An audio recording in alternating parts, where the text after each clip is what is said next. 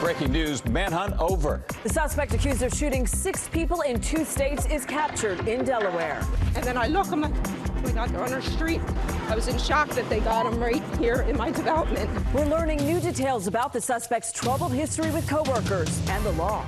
Plus, remembering the victims. They were all family. We've been working together for a long time. Witnesses describe what they saw when the shots rang out. NBC10 breaking news.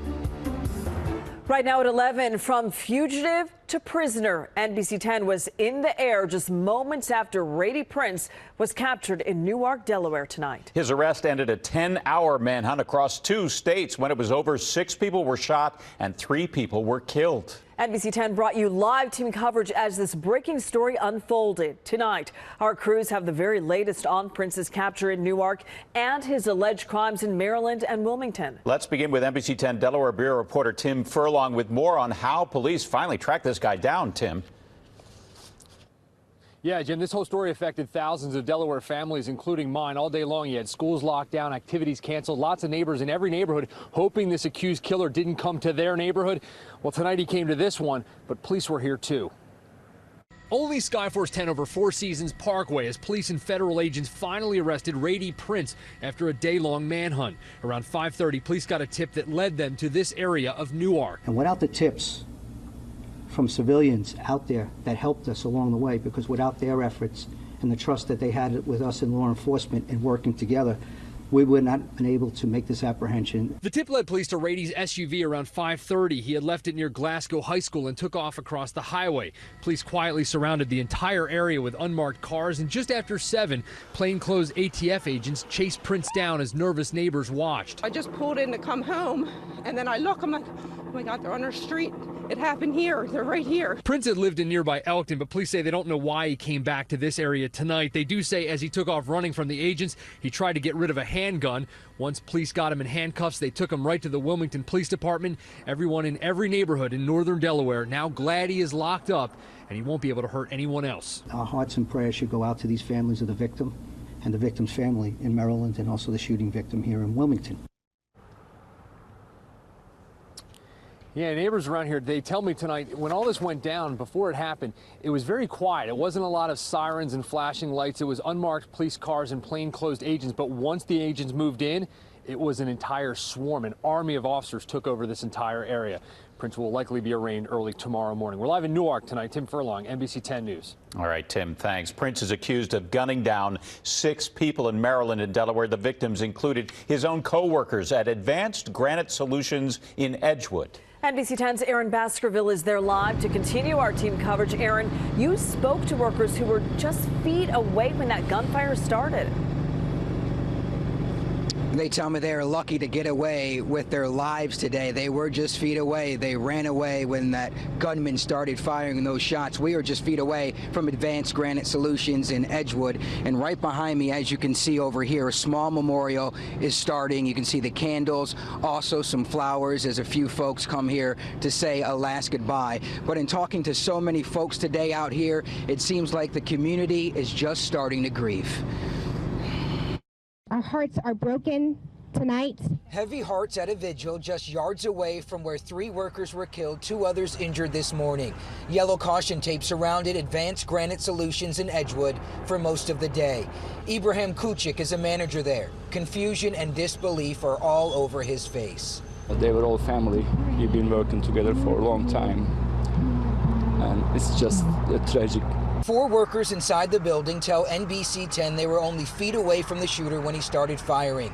They say they were forced to watch their friend, Jose Hidalgo Romero, who they call Oscar, die right in front of them. They tell us there were no signs of any issues, claiming 37-year-old Radee Prince rarely talked to them. Michael Sierra says he froze at first before running for his life. Running. He shot with him, but he was like running too. So you're saying he got shot at? Yeah. A moment of silence was held for the victims. As Kuchik told us, the business has now lost 3 family members, and it looks like so has the surrounding area. Community is great. They are doing great support. Everybody's been very helpful. So like I said, the community is just starting to grieve. You can see behind me Advanced Granite Solutions. It is all quiet right now. Once again, 5 people shot inside, 3 killed, 2 others were sent to the hospital. I'm told they remain in critical condition tonight. For now, we're live in Edgewood. Aaron Baskerville, NBC10 News. So much pain there and a lot of healing needed. Aaron Baskerville, thank you for staying on top of that all day. After the shooting there, police say Prince drove 50 miles north to Wilmington and shot another victim at 28th Street Auto Sales. Let's go now to NBC10's Drew Smith. He's outside the Wilmington Police Department. Drew, you've learned a lot about today's shooting and also Prince's long criminal record. Yeah, good evening. Prince is now locked up behind these bars, but this is far from the first time he's been in police custody. In fact, we learned his connection to this Delaware shooting victim is because of past criminal activity.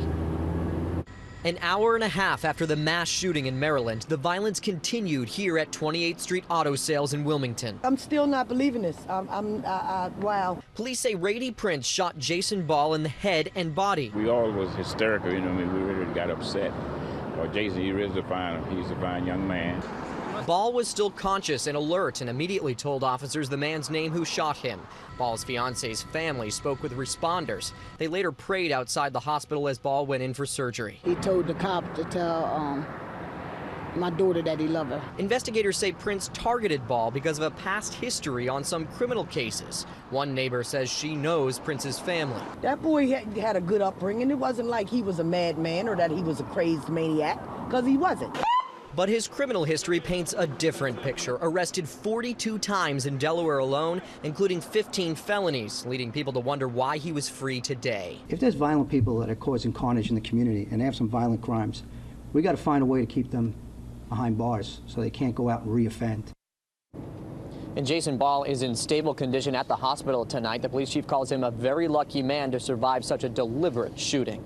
We're live at Wilmington Police Headquarters. I'm Drew Smith, NBC10 News. The FBI says they are treating this as a case of workplace violence and don't see ties to terrorism. The official charges against Radee Prince have not been released, but he will be arraigned tomorrow in Wilmington. Count on NBC10 to bring you the latest updates on this breaking story. We were first to report Prince's capture on the NBC10 app. Sign up now so you can have those alerts sent right to your phone. New at 11, the search is on for another suspect after a woman and her son were carjacked in Newcastle County. I'm going to show you surveillance images of the suspect right here. It all started at a Wawa on Philadelphia Pike and Claymont. The victim saying she went into the store, left her son in the backseat of the car with the keys in the ignition, and that's when she says the suspect hopped inside. The victim's son managed to get out before the suspect drove off. We got our first look today at brand new security cameras along the Schuylkill River Trail. In all, 21 cameras covering 8 entrances will be installed between Arch Street and the South Street Bridge. The trail has been the site of several attacks and sexual assaults. Officials say they're working with police to send a live feed from the cameras into the Philadelphia Police Crime Center. A lawyer for Jerry Sandusky says he will appeal a judge's decision denying the former Penn State coach a new trial. Sandusky is currently serving a 30 to 60-year sentence for sexually abusing 10 boys. The 73-year-old had argued he did not receive adequate representation at his trial. He also says prosecutors should have disclosed more details about changes to the victims' stories. A guilty verdict in a local war crimes trial that captured international attention. Today, a Philadelphia jury decided Mohammed Jabate lied about his past as a rebel commander in Liberia so he could enter the U.S. He sought asylum in Delaware County almost 20 years ago.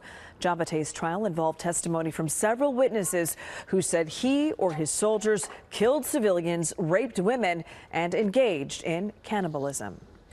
Former President Barack Obama stepping back into the political spotlight with a visit to New Jersey tomorrow. Mr. Obama will stump for Democratic gubernatorial candidate Phil Murphy in Newark. Tonight, Murphy faced off with Republican Lieutenant Governor Kim Guadagno in their final debate. Both are vying to succeed Chris Christie as governor. The state's property taxes took center stage at William Patterson University. Polls show it's a big issue in the November 7th contest. Polls also show Murphy with a lead over Guadagno.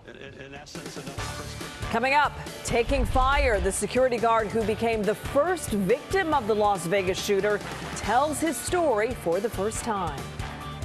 Plus, he said, she said. The president responds to allegations that he disrespected a soldier's grieving mother. And putting his money where his mouth is, why one Eagles player says he won't spend a dime of his salary this season. Oh, and getting warmer. It looks like we're going to start to see temperatures coming at us that are going to be in the mid and upper 70s. We'll say goodbye to the cool air for a little while, but it will return. I'll break it down for you in the full forecast.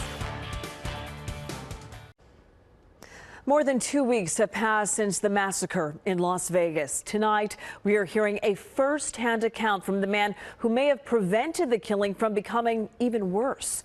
Jesus Campos, a security guard at the Mandalay Bay Hotel, spoke publicly for the first time in an interview on The Ellen Show. Campos and building engineer Stephen Schuck were the first to encounter Stephen Paddock on the 32nd floor. Police say Paddock fired about 200 rounds through his door at Campos before he shot and killed 58 people. I heard rapid fire, and at first I took cover. I felt a burning sensation.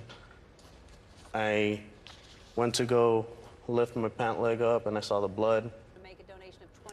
Schuck credits Campos for saving his life. Ellen is donating $25,000 to a GoFundMe account for the Las Vegas victims, and she is doing it in the security guard's name. The growing Me Too movement has inspired an Olympic star to share her story about sexual abuse. Gymnast Michaela Maroney says she was molested by former USA Gymnastics team doctor Larry Nassar.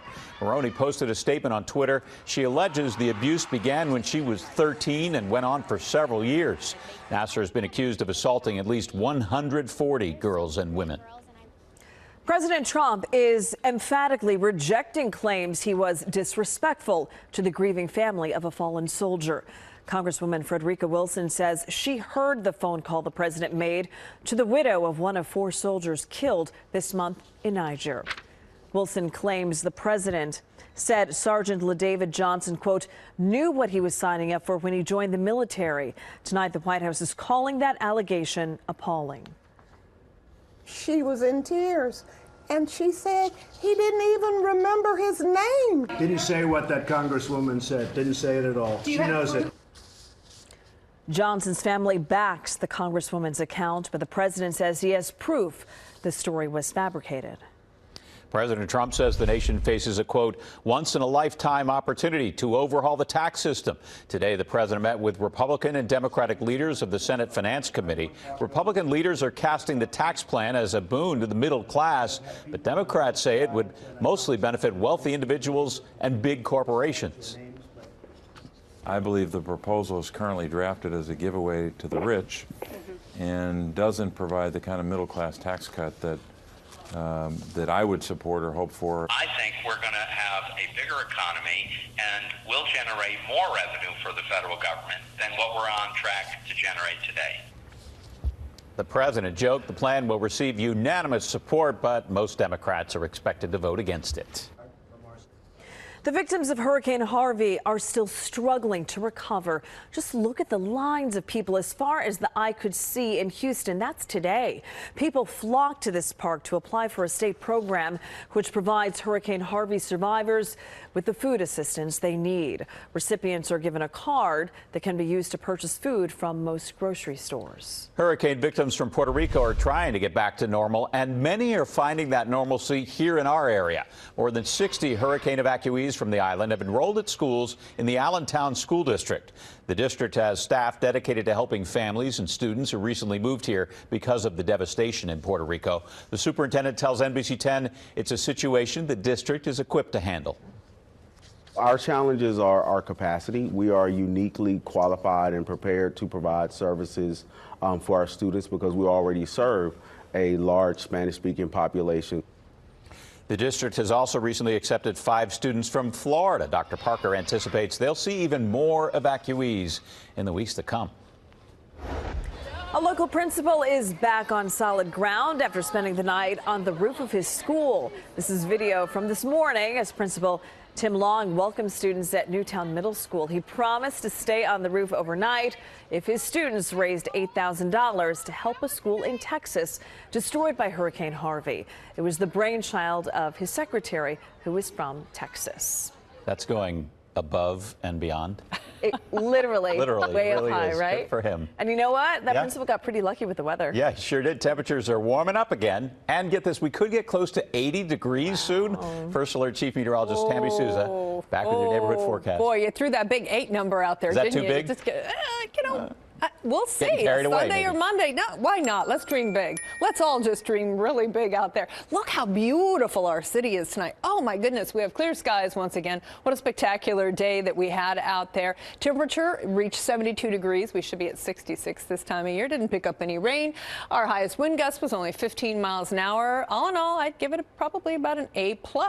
It is perfect pumpkin picking weather. If you got to get out there, if you don't have your pumpkin yet, you want to go out and get it from one of the pumpkin patches, maybe put up all of your Halloween decorations, do it now. It's going to be sunny through the weekend. This is the perfect opportunity to do that. It'll be very dry. We're going to have low humidity. We're going to see increased static electricity out there. So just be prepared for a little shock every now and then. And it's going to be wonderfully warm. We're going to see the 70s for the next 6 days before the bottom sort of falls out. Let's take a look at where we're going. 73 for tomorrow and Friday, then we'll bounce to 75 Saturday. Here's where Jim is thinking that maybe we'll sneak in an 80. And you know what? It's possible. We have south winds. If they gust strong enough, we may actually see it on one of those 2 days. Not for the entire area, but for part of the area. So let's go ahead and let's hope for that one last gasp of summer. Nothing going on with our Doppler radar. Everything is pretty quiet tonight, and that's because we have this big ridge of high pressure in place. It's just keeping everything away from us. It is bringing the warmer air into the region, and this little front you see that's skirting through Michigan, it's falling apart. So it's going to travel by to the north of us, and it's going to just tick us down a couple of degrees on Friday night and into Saturday morning. You probably won't even notice it. It'll be mainly at night, and maybe we get a few high thin clouds from it. That's about it. So let's go ahead and go hour by hour. Our winds are out of the south, and when you wake up tomorrow morning, we're looking at the mid and upper 40s across much of the area. I don't think we'll see 50s in the Poconos. I think that's off a little bit. And we're going to be looking at the low 70s for a high tomorrow afternoon. Some upper 60s in the outlying areas. The winds will start to pick up, and on Friday, we're going to do the same thing. We're going to see right around 70 to 73 degrees. So it is going to be a really nice stretch of weather. Let's check out your neighborhood forecast for tonight. 49 in Philadelphia, 43 in the Pennsylvania suburbs, 41 in the Lehigh Valley. South Jersey, you'll see 48. We're going to see 56 at the Jersey Shore and 49 in Delaware. Now, tomorrow, take a look at our virtual sky. This is our forecast model that paints the sky for us. Lots of blue out there once again, so you'll need the sunglasses. 73 in Philadelphia, 71 in the Pennsylvania suburbs. We'll see 70 in the Lehigh Valley, 72 in South Jersey, 70 at the Jersey Shore, and 72 in Delaware. So another spectacular day. Your 10-day on 10. Well, it climbs before it dives. We'll see 73 Friday, 75 Saturday, 77 Sunday. Clouds increase. Now, the Eagles have their game Monday night. I think we'll be cloudy at that point. We're hoping the front comes through after that. Even 70 early on Tuesday before showers and thunderstorms take us down into the 60s. All right, Tammy, sluggish and sleepy. Tomorrow morning on NBC10 News Today, we explore chronic fatigue syndrome and why it affects so many more women than men. That plus your first alert weather and traffic from 4 to 7 a.m. Philadelphia Eagle Chris Long is putting his money where his mouth is. The defensive end is donating his entire season's salary. The final 10 game checks will go to organizations that support educational equity and opportunity. Tonight, Long met with kids at Mariana Brissetti Academy Charter School in Frankfurt.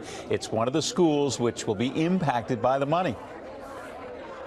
Everybody needs resources, and so this means a lot, and people get behind it. So, you know, like I mentioned, I've already had an NFL player pledge $50,000 the rest of the season.